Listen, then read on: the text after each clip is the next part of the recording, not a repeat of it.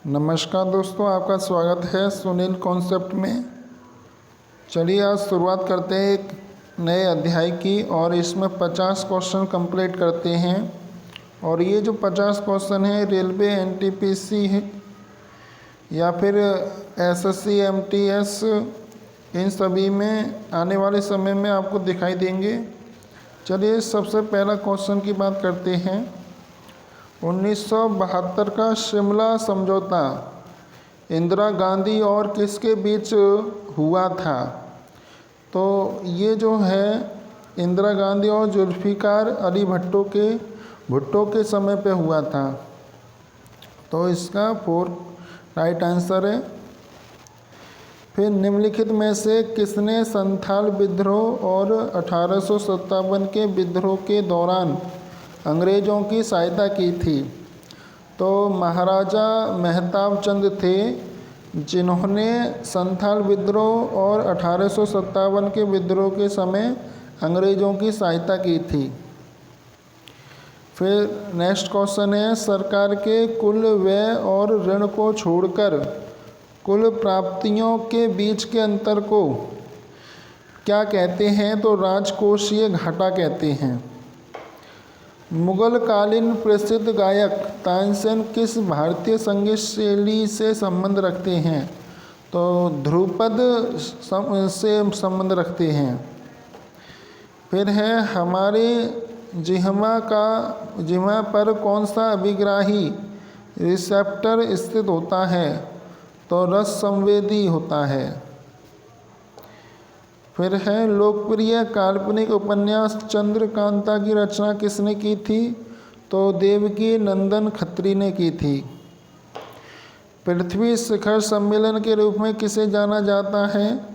तो रियो शिखर सम्मेलन जो है उसको सामान्यतः पृथ्वी शिखर सम्मेलन के रूप में जाना जाता है।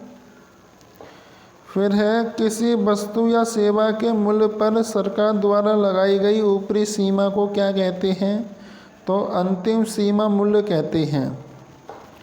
नवंबर 1944 में सांप्रदायिक समस्याओं पर गांधी जिन्ना चर्चा विफल होने के बाद एक न्यायिक ढांचे में सांप्रदायिक समस्या की जांच करने के लिए गैर पक्षीय सम्मेलन की स्थायी समिति द्वारा कौन सी समिति नियुक्त की गई थी?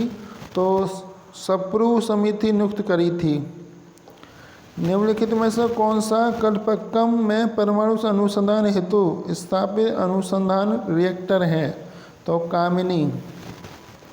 मानव शरीर की सबसे बड़ी धमनी कौन सी है? तो महाधमनी है, ऑर्टा जिसे कहते हैं। कामाख्या मंदिर किस राज्य में स्थित है? तो असम में स्थित है। द्वितीय पंचवर्षीय योजना की रूपरेखा किसने तैयार की थी? तो पीसी मालवीय ने तैयार की थी। निम्नलिखित में से किस उपकरण का उपयोग वायुमंडलीय दाब को मापने के लिए किया जाता है? तो बैरोमीटर का यूज़ किया जाता है। वर्षा ऋतु के दौरान जब पौधों के लिए आवश्यक मृदा आर्द्रता की तुलना में अधिक वर्षा होती है तो इसे किस रूप में संदर्भित किया जाता है? तो आर्द्रभूमि कृषि के रूप में। 1932 का पूना पैक्ट समझौता महात्मा गांधी और इनमें से किस नेता के हस्ताक्षरित किया गया था? तो BR अम्बेडकर के। निम्नलिखित में से किस राष्ट्र ने इको फ्रेंडली रॉकेट अंगारा विकसित किया? तो रूस ने। प्रत्येक वर्ग में बड़ी संख्या में निस्यंदन इकाइयाँ होती हैं, उन्हें क्या कहते हैं? नेफ्रॉन कहते हैं।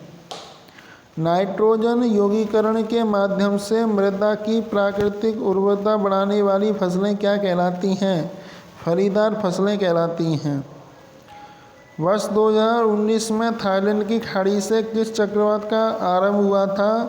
तो फाबुक चक्रवात का आरंभ हुआ। 9 भारतीय भाषाओं की एकीकृत लिपि है जिसे एक सामान्य भारतीय लिपि के रूप में प्रस्तावित किया जा रहा है, Bharati. International Atomic Energy Agency का सृजन किस वर्ष किया गया था? तो 1957 में। सीसा और टिन की मिश्रण धातु को सोल्डर कहा जाता है। क्लब ऑफ रोम के द्वारा द लिमिट्स टू ग्रोथ का प्रकाशन कब किया गया? क्लब ऑफ रोम के द्वारा द लिमिट्स टू ग्रोथ का प्रकाशन कब किया गया था? तो 1972 में। पेशी कोशिका में ऑक्सीजन कमी होने पर पाइरूवेट विभाजित होकर लैक्टिक एसिड ऊर्जा में परिवर्तित हो जाता है। ईस्ट इंडिया कंपनी द्वारा किस वर्ष में स्थायी बंदोबस्त को अमल में लाया गया था? तो 1793 में। अक्टूबर 2020 तक प्राप्त जानकारी के अनुसार इनमें से कौन सी कंपनी महारत्न श्रेणी में नहीं आती है? तो ONGC आती है, स्टेट अथॉरिटी ऑफ इंडिया आती है, नेशनल थर्मल पावर NTPC भी आती है, लेकिन हिंदुस्तान एरोनॉटिक्स लिमिटेड नहीं आती।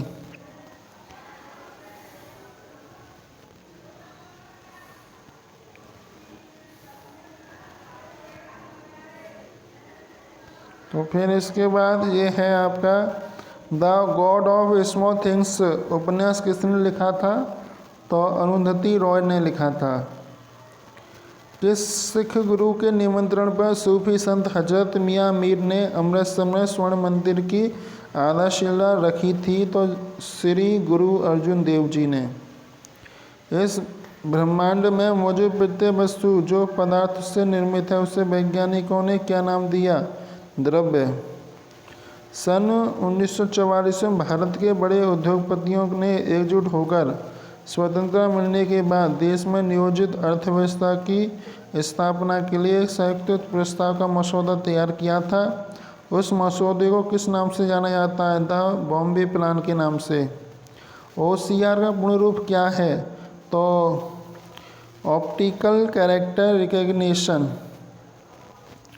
निम्न में से कौन सी 1973 में भारत में बाघों की आबादी को व्यवहार्य स्तर पर बनाए रखने के लिए भारत सरकार द्वारा संचालित योजना है? Project tiger. तो इस प्रकार आई होप आपको सभी क्वेश्चन समझ में आए होंगे। वीडियो पसंद आए हो तो वीडियो को लाइक कीजिए, शेयर कीजिए और सब्सक्राइब जरूर कर दें। और जो दोस्त हमारे वीडियो को लाइक नहीं करते हैं या अनलाइक करते हैं तो अनलाइक करते हैं तो कमेंट में लिख कर दें कि क्यों अनलाइक कर रहे हैं, उसका रीज़न क्या है, तो उसको भी सुधारने की कोशिश करेंगे। तो मिलते हैं नेक्स्ट वीडियो में। जब तक के लिए जय हिंद।